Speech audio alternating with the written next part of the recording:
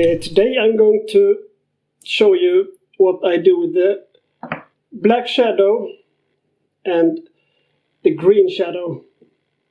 I've had trouble coming up with a good routine, but I think I have something now that's pretty good, so I'm going to show you that.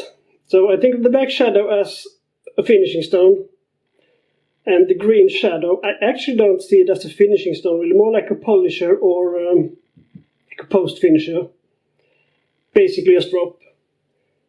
And I've had some trouble with these stones because I've, only using the black shadow, I think the edge can get pretty harsh, but it cuts well, so there's potential. And I think that if you use the green shadow afterwards, you get a smoother edge, and it even cuts slightly better. And I'll show you my routine, and let me know what you think of it. And I'm holding this razor here today. It's Swedish straight razor. Edvin Nyström, one of the less known straight razor makers.